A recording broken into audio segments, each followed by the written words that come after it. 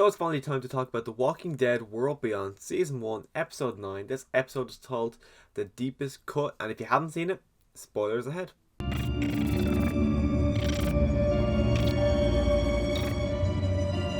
Now I know this episode came out about a month ago, but I never got the chance to talk about it a month ago, so I do want to catch up and review about 9 and 10. Don't know when 10's going to drop, but expect 10 in the near future. But Episode 9 itself, I found this to be an okay episode.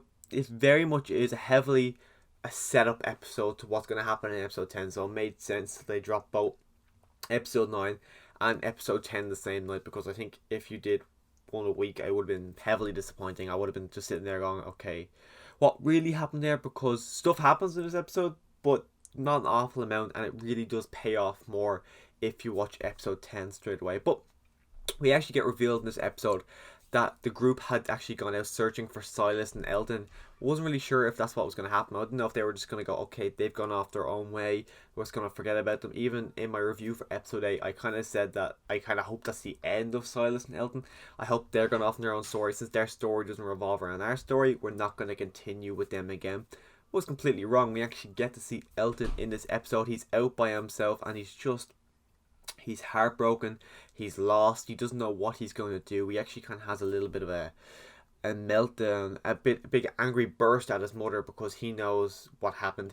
He knows what happened with Hope. He doesn't actually blame he doesn't blame Hope at all. He literally said it's not Hope's fault, she was a kid. He blames his mother, which in fairness is true. Hope at the time, I think she said she was about 6 or 7, so you can't really blame a 6 or 7 year old who witnesses her mother being shot and killed. You can't really blame her to then retaliate and do the same thing to some random woman. But Eldon then decides to rip the book apart and throw it in the air. The pages all fly off different directions, and the pages end up beside Percy, which I thought was a bit odd that the pages went there. But anyways, we see Percy and he is reunited. We see that he is not healthy now. The guy is completely white as a ghost, but we know that he's alive, which set up for a good amount of scenes. But he passes out a lot, and then at first he passes out and he wakes up and he's talking, and I was thinking, okay, this is a bit odd, but then it's revealed he wasn't actually talking.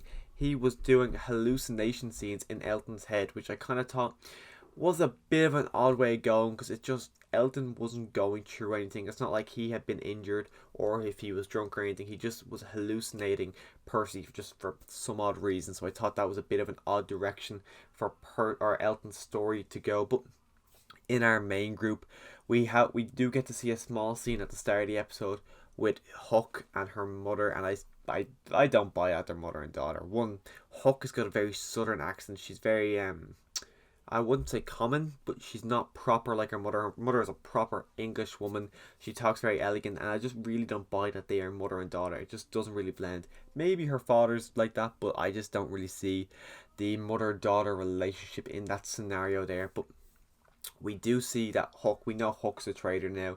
It does get revealed to us at the start of the episode, but at the start of the episode, our group of 4 are kind of making their way through. We see Hook sabotages the van, so the van is gone now, and we see that Hook, as the 4 walkers come up, Hook slits the back of Felix's leg in quite a brutal way.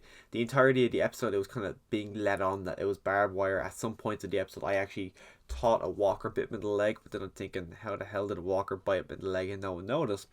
But it was actually revealed that Hook was the one who kind of slit his leg, and the look to me, like the way she slit his leg, if she put any more bit of force on that, she could have easily chopped off his foot, because she literally swung at his leg pretty harshly, the same way Michonne would slice a walker's head off. So I thought that was quite intense to see the reveal of that. But because his leg has been injured, he really can't walk on it, so they try to find a place for them to heal. They go to some nursing home, they go through all the rooms. Hook says don't go into a room. They don't question it, they just leave it. They're kind of debating whether or not they should go. Felix is saying, just leave me here, there's not much point to me going. So of course we see the 2 sisters arguing and fighting. Iris kind of reveals to us and to Hope that she doesn't actually trust Hook. Hope says, I trust her, I've told her stuff I've never told you. I just thought that was a bit odd and a bit forced, the way she went about telling her sister all this. But then it goes ahead, we see Hope actually cracks the CRM's code, which kind of lets us know that she's quite intelligent, that she's able to crack that code, and the code that is reveals to us that she is the asset that everyone else doesn't mean anything, and Hook is just going to get Hope to the place she needs to get her, which also, when you look back in earlier episodes in the season, kind of lends it well to that, especially the scene in the underground facility when that guy was going to kill Hope, and then Hook kind of talked him down, kind of lends all that really well to previous scenes. But then we see the Hook and Hope are making their way out on the journey by themselves. We get to a certain point, Hope points the gun at Hook, leaving us at the end of the episode. I found the whole episode, as I said at the start, it was very much a setup episode. There really isn't that much to talk about.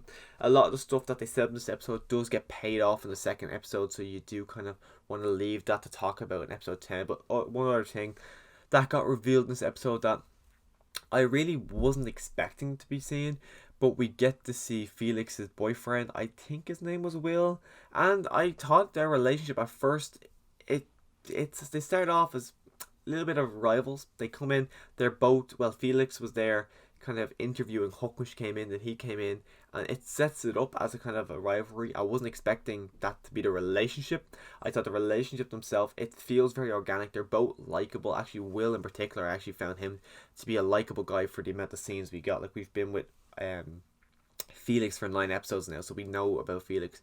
But Will, I kind of got him to be a very likable guy, so I'm interested to see what happens with his character moving forward into season 2 and episode 10, if you know, I've seen episode 10.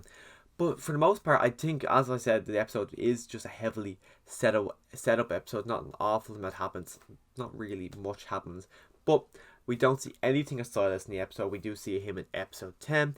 Episode 9 lets up a good bit of mystery. We actually do get revealed. Percy reveals to Elton that it was Hook who shot him. So I felt like throughout the episode they were setting it up. But if you see my review for episode 8, I was quite adamant that what happened was Silas. So I was a bit surprised. I was surprised throughout the episode as I was revealing it, but when the big reveal happened at the end of the episode, I wasn't surprised because I knew that's where it was going. So it was kind of cool to see that that is what happened.